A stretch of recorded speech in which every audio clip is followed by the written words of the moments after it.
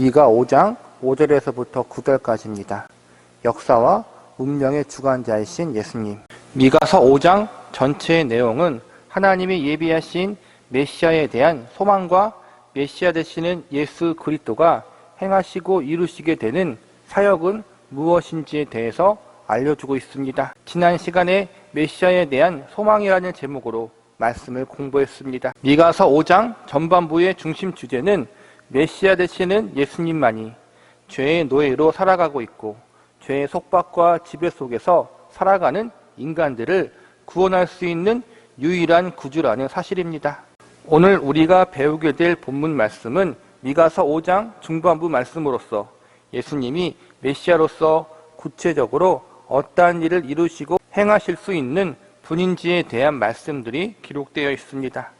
지난 시간에 배웠듯이 우리는 예수님이 태초부터 영원히 하나님과 함께 하셨던 분으로서 하나님과 동등된 분이시라는 사실을 먼저 알고 있어야 합니다. 성경에서 보면 때때로 예수님이 하나님과 동등된 분이시기 때문에 예수님이 행하시는 일과 하나님이 행하시는 일을 따로 구별하지 않고 동일한 선상에서 선포하고 가르칠 때가 많이 있습니다. 오늘 우리가 배우는 미가서 말씀에서도 하나님과 예수님의 사역이 동일 선상에서 가르쳐지고 있습니다. 미가서가 구약시대에 기록된 말씀이기에 예언적 말씀들을 선포케 하시고 이루시는 분은 성부 하나님이라고 볼 수 있습니다. 그러나 동시에 이 예언의 말씀들이 신약시대에 오신 메시아 되시는 예수님에 대한 예언이기 때문에 예언 말씀을 이루시는 분은 성자 예수님이 되신다고 할 수도 있습니다. 궁극적으로 하나님과 예수님이 하나이기에 성부 하나님이 이루시는 일과 성자 예수님이 이루시는 일은 동일하다고 할 수 있는 것입니다. 오늘은 메시아가 되시는 예수 그리스도께서 이 땅에 오심으로 행하시게 되시는 사역들에 대한 예언과 약속의 말씀들이 기록되어 있습니다. 예수님이 행하시게 되는 사역들에 대하여 예언하는 이유와 목적은 과연 예수님이 어떠한 분이신지에 대한 것을 정확하게 알려주기 위해서라고 할 수 있습니다.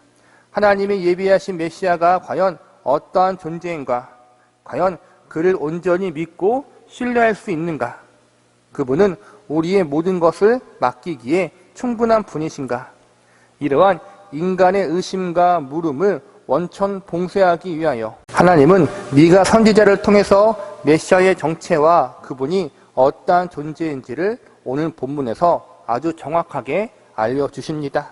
우리는 오늘 본문에 나타난 메시아의 사역에 대한 예언의 말씀을 통해서 메시아 되시는 예수님이 어떠한 분이시며 그분이 정말로 죄인된 인간들을 구원하고 그들의 운명을 새롭게 하실 수 있는 분인가에 대하여 알아보는 시간을 가져보도록 하겠습니다. 우선 메시아이신 예수 그리스도의 정체와 그분이 어떠한 분이신지에 대하여 알아보는 시간을 가져보도록 하겠습니다. 첫 번째로 메시아이신 예수 그리스도는 역사의 주관자이십니다. 본문 5절을 보시기 바랍니다. 이 사람은 평강이 될 것이라 아수르 사람이 우리 땅에 들어와서 우리 궁들을 밟을 때에는 우리가 7 목자와 8 군왕을 일으켜 그를 치리니. 이 말씀은 1차적으로 아수르 제국을 비롯해 이방 민족의 침입으로 인하여 고통받고 있었던 이스라엘 민족을 향한 구원과 회복에 대한 약속이라고 할 수 있습니다. 지금은 그들이 범한 죄로 인하여 사랑의 매를 맞고 있지만 나중에는 자신들의 죄를 깨닫고 회개하는 날이 찾아오게 될 것이고 하나님께서는 다시 이스라엘 민족을 회복시켜 주실 것임을 약속하는 말씀이라고 볼 수 있습니다. 그리고 하나님이 정하신 때 하나님의 백성들을 핍박하고 괴롭힌 모든 이방 세력들을 심판하시겠다는 예언의 말씀도 함께 포함되어 있습니다. 이어지는 6절을 보시기 바랍니다. 그들이 칼로 아수르 땅을 황폐하게 하며 니무르 땅 어기를 황폐하게 하리라. 아수르 사람이 우리 땅에 들어와 우리 지경을 밟을 때에는 그가 우리를 그에게서 건져내리라. 이 말씀 역시 지금 이방 민족들로 인하여 고난받고 있지만 하나님께서 반드시 다시 그 고난의 자리에서 건져내어 주시고 구원케 하시며 이스라엘 백성들을 괴롭혔던 모든 이방 세력들을 그들이 행한 대로 갚아주시겠다고 선언하시는 말씀입니다.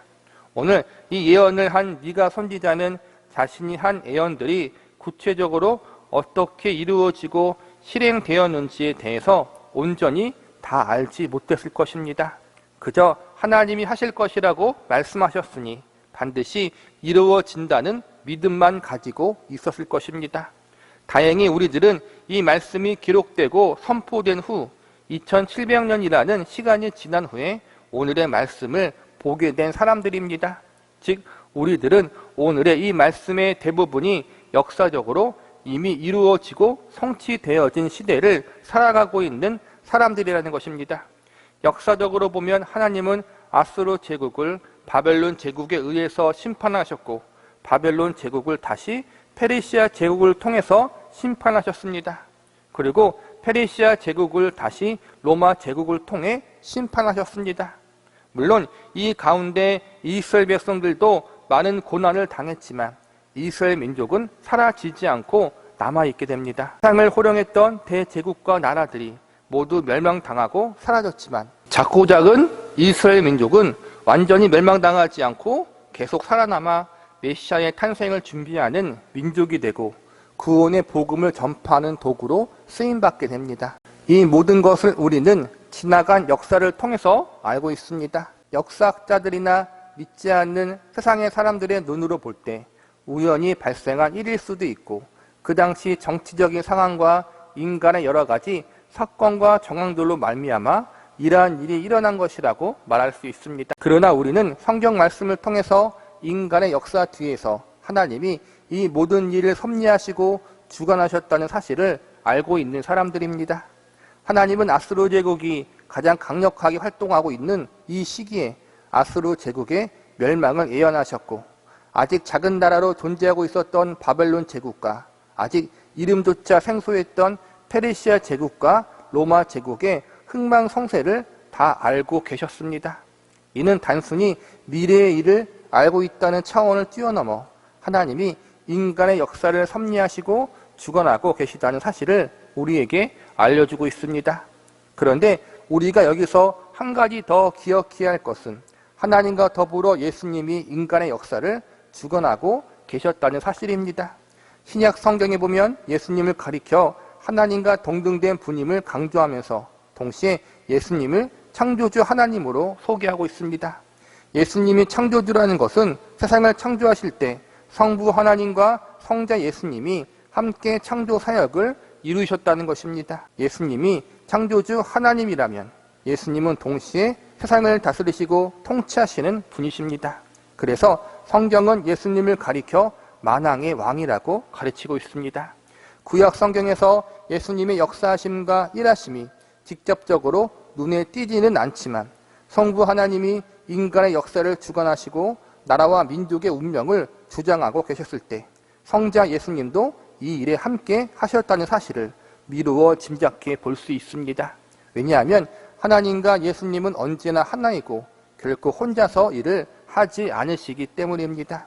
구약에서도 하나님과 함께 인간의 역사를 주장하사 나라와 민족들의 운명을 주관하셨던 예수님은 신약 시대와 오늘날에도 동일하게 하나님과 함께 나라와 민족, 인간의 역사를 섭리하시고 주관하고 계십니다. 그분은 살아계셔서 하나님의 우편 보좌에서 세상을 통치하고 다스리시고 계십니다. 그리고 이 예수님은 그분이 다시 재림하실 그날에 이 세상을 친히 심판하실 것입니다. 오늘 말씀을 통해서 예수님은 역사의 주관자이시다라는 사실을 기억하시기 바랍니다. 두 번째로 메시아이신 예수 그리스도는 운명의 주관자이십니다. 앞서서 예수님을 역사의 주관자라고 배웠는데 이번에는 예수님이 운명의 주관자라는 사실에 대해서 살펴보고자 합니다.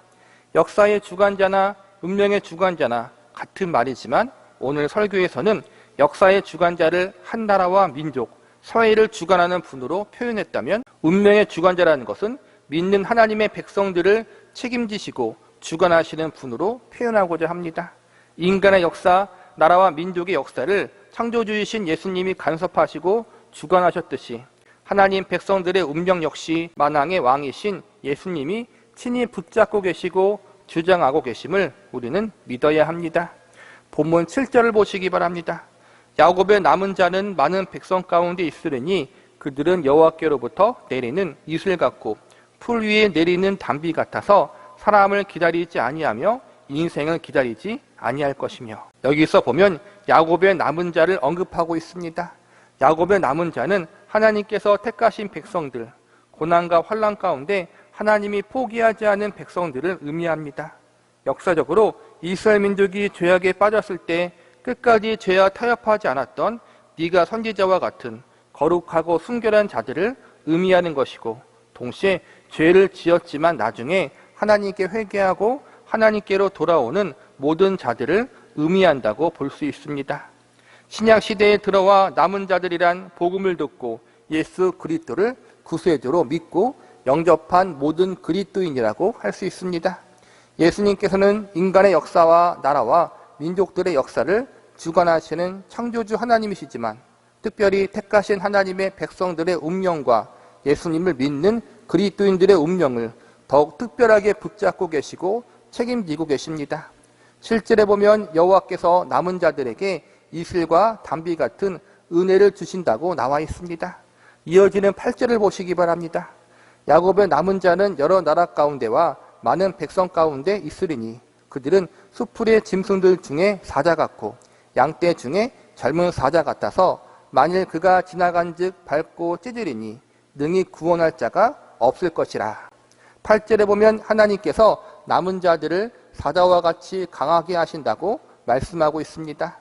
택하신 하나님의 백성들에게 이슬과 담비 같은 은혜를 주시고 젊은 사자와 같은 강함을 주신다는 약속은 하나님만이 약속이 아니라 예수님께서도 함께 하신 약속입니다. 즉 하나님과 더불어 예수님이 함께 택하신 하나님의 백성들, 교회와 성도들에게 은혜를 내려주시고 그들의 운명을 강하게 붙들어 주셔서 그 어떠한 악한 세력들이 택하신 자들을 건들지 못하도록 역사하시겠다는 것입니다.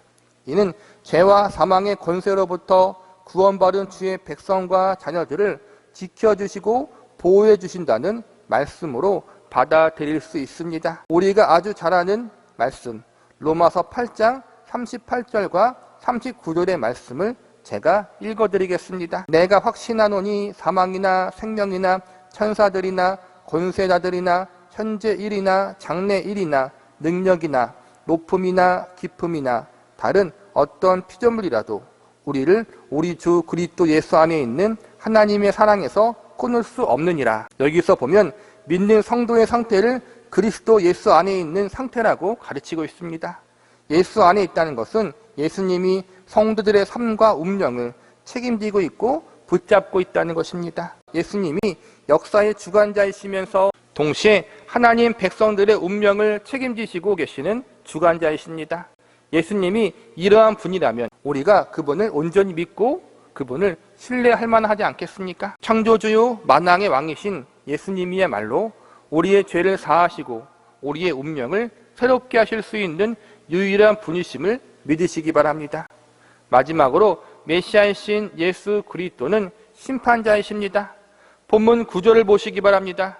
내 손이 내 대적들 위에 들려서 내 모든 원수를 진멸하기를 바라노라. 9절의 말씀은 앞서 언급했듯이 하나님 백성들을 괴롭혔던 이방 세력들을 하나님이 심판하신다는 내용으로 이해할 수 있습니다. 한 발 더 나아가 궁극적으로 예수님이 죄악의 권세를 모두 깨트리시고 최후 승리를 얻게 되실 것을 알려주고 있는 내용으로 볼 수 있습니다. 죄악의 권세를 깨트리시는 일의 시작은 예수님이 이 땅에 오셔서 이루신 사역들로 인해서 실행되어졌습니다. 십자가에서의 대속의 죽음과 다시 부활하심으로 인하여 죄가 왕도로 타는 이 세상에서 승리의 깃발을 올리셨습니다. 이 승리를 시작으로 죄악의 세력은 점점 패배의 길을 걸어가게 될 것이고 마침내 예수님이 다시 재림하시는 그날에는 죄의 세력에 대하여 완전한 승리를 이루실 것입니다. 죄에 대한 예수님의 승리는 이미 시작되었고 동시에 죄에 대한 심판도 시작되었습니다. 예수님이 심판을 행하시는 기준은 아주 명확합니다. 요한복음 3장 17절과 18절 말씀을 제가 읽어드리겠습니다. 하나님이 그 아들을 세상에 보내신 것은 세상을 심판하려 하심이 아니요 그로 말미암아 세상의 구원을 받게 하려 하심이라. 그를 믿는 자는 심판을 받지 아니하는 것이요 믿지 아니하는 자는 하나님의 독생자의 이름을 믿지 아니하므로 벌써 심판을 받은 것이니라. 예수님을 구세주로 믿는 자는 심판을 받지 않게 되고 믿지 않은 자는 심판을 받게 되는 것입니다. 예수님은 최후 심판자가 되실 것입니다. 심판자의 기준과 근거는 오로지 예수 그리스도 안에 있느냐 아니면 밖에 있느냐, 그분을 구세주로 믿고 영접했느냐 안 했느냐가 될 것입니다. 여기서 우리가 주목해서 보아야 할 것은 심판의 기준과 근거가 사람이 가지고 있는 그 어떠한 조건이 있는 것이 아니라는 것입니다. 본문 5절을 다시 보시기 바랍니다. 이 사람은 평강이 될 것이라 앞으로 사람이 우리 땅에 들어와서 우리 궁두를 밟을 때에는 우리가 7 목자와 8 군왕을 일으켜 그를 치리니. 여기서 5절 앞부분에 보면 이 사람은 평강이 될 것이라고 나와 있습니다. 여기서 이 사람은 예수님을 가리킵니다. 인간이 본질상 죄인이기 때문에 거룩하신 하나님과 인간 사이에는 화목도 없고 평강도 없습니다. 그런데 여기서 보니까 예수님이 평강이 되신다고 나와 있습니다.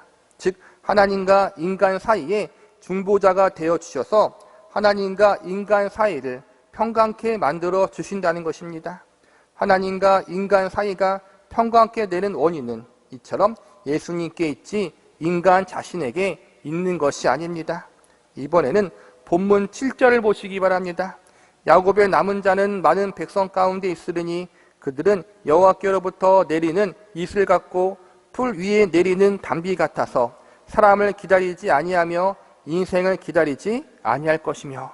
여기서 보면 이슬과 담비 같은 은혜가 여호와께로부터 나온다고 선언하고 있습니다. 그리고 하나님은 사람과 인생을 기다리지 않는다고 나와 있습니다. 하나님을 가리키는 말을 우리는 예수님으로 바꾸어 쓸 수 있습니다. 모든 은혜가 인간의 그 어떠함을 이유나 근거로 해서 주어지는 것이 아니라 오로지 하나님의 신실하심과 긍휼하심의 근거로 하여 주어지듯이 하나님의 백성들과 성도들에게 부어지는 은혜의 근거는 언제나 예수님의 신실하심과 사랑의 근거로 하고 있습니다. 우리가 자랄 때까지 예수님이 기다렸다가 주시는 것이 아니라 우리가 아직 죄인 되었을 때 먼저 찾아오셔서 무조건적으로 그리고 일방적으로 예수님의 위대한 사랑을 부어주셨습니다.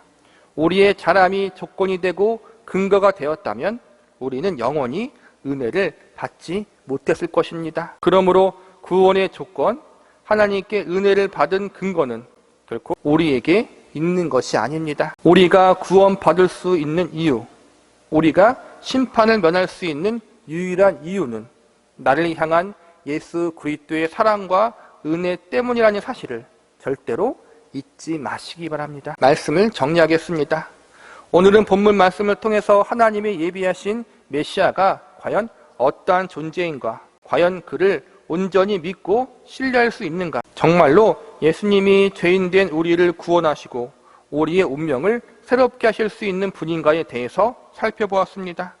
결론부터 말씀드리자면 예수님이야말로 충분히 우리가 온전히 믿고 모든 것을 내어 맡길 수 있는 분이라는 것입니다. 왜냐하면 예수님은 창조주요 만왕의 왕으로서 역사와 운명의 주관자요 온 세상을 심판하시는 심판자이시기 때문입니다. 우리가 죄인으로서 우리의 구원을 위해서, 우리의 새로움을 위해서 아무것도 할 수 없었을 때, 절대적으로 무능력한 상태에 있을 때 하나님이 예수 그리스도를 우리에게 보내주시고 우리를 구원해 주셨습니다. 구원해 주시는 것으로 끝나지 않고 우리를 친히 하나님의 자녀로 삼아 주셨습니다. 그래서 로마서 8장 15절에 보면 이렇게 선포합니다. 너희는 다시 무서워하는 종의 영을 받지 아니하고 양자의 영을 받았으므로 우리가 아빠 아버지라 부르짖느니라. 우리는 이제 하나님을 감히 아버지라 부를 수 있는 존재들이 되었습니다. 이 모든 것이 다 예수님으로 말미암은 것입니다. 하나님을 아버지라 부를 수 있고 하나님의 자녀라고 당당히 이야기할 수 있도록 예수님이 모든 것을 이루어 놓으신 것입니다. 성도의 믿음의 출발점은 우리를 새롭게 하신 예수 그리스도의 무한하신 사랑과 은혜에 근거하는 것입니다. 성도의 신앙적 열심 또한 예수 그리스도의 한량없는 은혜와 사랑이 원동력이 되는 것입니다. 우리를 향한 예수님의 사랑과 은혜로 말미암아 감사와 찬양이 넘치는 성도의 인생이 될 수 있기를 바랍니다. 그리고 나를 향한 예수님의 은혜와 사랑을 힘입어 더욱더 예수님을 의지하고 그분을 신뢰하며 세상과 타협하지 않고 끝까지 믿음으로 인생을 살아갈 수 있는 저와 여러분이 되시기를 기도합니다.